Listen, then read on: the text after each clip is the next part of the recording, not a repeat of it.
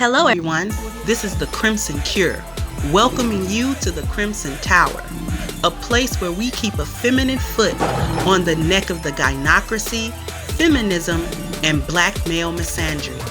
So go ahead, pull up a chair, stay a while, and listen. Hey, and welcome to the Crimson Cure channel. We're going to go ahead and get right on into the topic, but first, a word from our sponsor. This is A-Game, fast-acting, long-lasting, with no side effects. Hello everyone, and welcome to the Crimson Cure channel. And as usual, we're just going to jump right into the topic. So, I usually have some sort of article to read to you guys. So I'm going to read this very interesting article to you.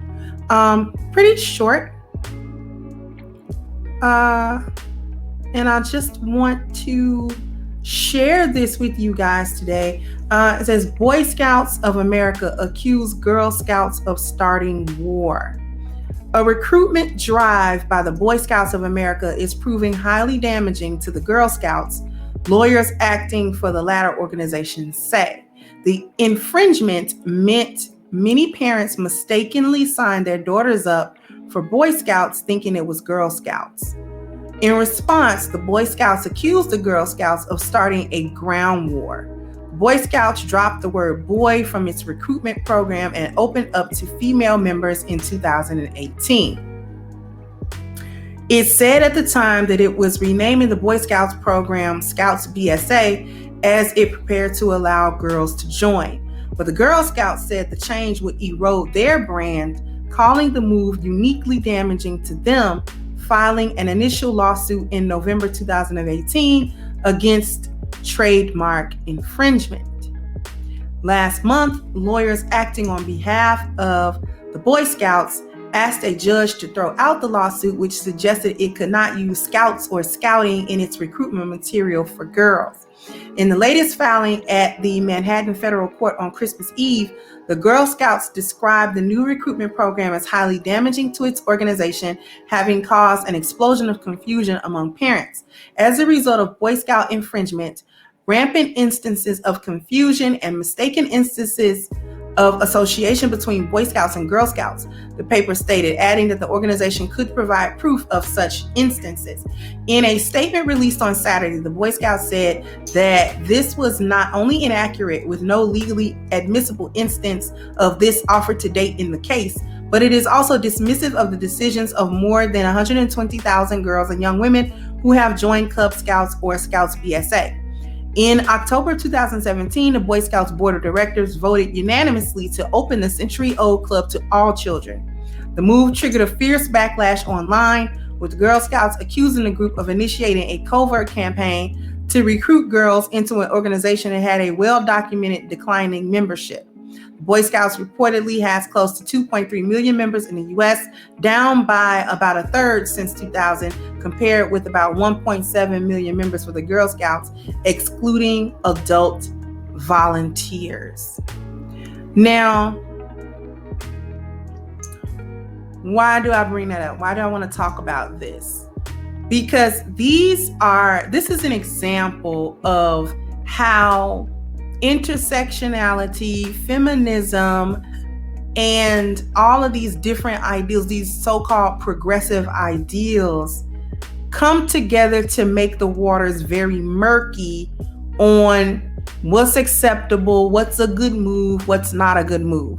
Now, you would have thought that the way in which feminism works and the way in which the gynocracy works, that the Boy Scouts opening themselves up to allow girls, despite the presence of Girl Scouts, would have been lauded as a super progressive, super awesome move that the Boy Scouts made. And while some people did think that, supposedly the Girl Scouts organization didn't quite like it because they felt that the Boy Scouts were just doing that to bolster their numbers because it's declining. And that kind of points out another thing that's wrong with how feminism and the gynocracy actually works in society, because it's such a ball of confusion that you never understand what's right, what's wrong, what's okay, what's not okay. It changes from moment to moment, just like a woman's mind and just like her emotional state. Okay. And this is why it's so chaotic, and this is why it doesn't work, because it doesn't have any set structure standard. It doesn't have anything that solid with which to measure what is acceptable and what is not acceptable. So at any other time, if it had not really impacted the Girl Scouts, everybody would have been thinking that it was awesome. Or if the Boy Scouts had simply absorbed the Girl Scouts and said, we're just all going to be Scouts, regardless of your gender, then they probably would have liked that as well. But on the one hand, see, this is where you get the conflicting ideas from. Because on the one hand, in feminism, you got to be separate from the guys so that the girls can be empowered, right? And you got to do that. On the other hand, in other instances where they think they might be getting slighted or missing out on something, if you have something like a all boys school, a group or organization or something like that, they automatically say, well, what about the girls? You're leaving out the girls, you're excluding the girls, and the girls can't get the benefit, and you're being, you know what I'm saying, a chauvinist, and this is the patriarchy and all of that sort of thing. But when it doesn't quite benefit them to do that, that's when they really want the rules enforced and be like, no, we're the Girl Scouts, you're the Boy Scouts, and we need to stay separate and all of this kind of thing, and you're infringing on us and all of this, right? Now they're infringing on them, but if, you know what I mean? Like, it's confusing. Now the Boy Scouts probably thought that they were doing this extra progressive thing by allowing girls into the Boy Scouts. Now what's confusing is, why wouldn't you just absorb the Girl Scouts? If you're now an organization that is not separated by gender, then just all come together and be one organization, right? That would have made more sense. Then you could have combined the numbers, and then you just rearrange the rankings and all of that.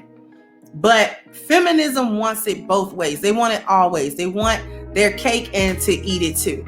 They want to be able to be separate from the boys when it benefits them and when they think that it's okay. And then they want to be incorporated with the boys when they think the boys are getting the upper hand or getting something that they're not getting. So in this case, the Girl Scouts don't like it because it seems like they're being gypped out of membership if girls go and sign up for the Boy Scouts or whatever they're calling themselves today. So because they see it as a slight, they're not going to celebrate it. But if they had seen this as some type of boon or some type of, come up or whatever, they would have been happy about it. They would have been like, oh yeah, this is awesome. The Boy Scouts are opening up and being, super progressive and blah, blah, blah, blah. Right? Right. So I just wanted to point out how feminism makes the waters murky, because it doesn't make any sense. And you people are still you're still caught up in feminism and its ideas and holding on to it and trying to make sure that you keep this social engineering going, and it screws everything up. It doesn't make anything clear. It makes it unclear. It clouds things. It makes the waters, like I said, it makes the waters murky. So that nothing is clear, nothing is defined. It all just goes by what the women feel at that moment. And then that is supposed to tell you whether something's acceptable or not, whether it's a good idea or not. And you hold on to something so unclear, so confusing. You know who's the author of confusion? The Shaitan. The Shaitan is the author of confusion. Another word for confusion, chaos. Because chaos is the absence of any order. Order brings about understanding, clarity. Chaos brings about confusion because it could be this, any number of things, any number of possibilities. This is why I associate feminism with a demonic thought pattern. It's a spirit. It's a spirit of confusion. We know who the author of lies and confusion is. We know who it is. Why are we playing like we don't know that? All right, so I just wanted to leave you guys with that. You've only got, before we sign out of here, you have only got a couple of days, maybe a day or two, to get you A Game at the special sale price of 20% off.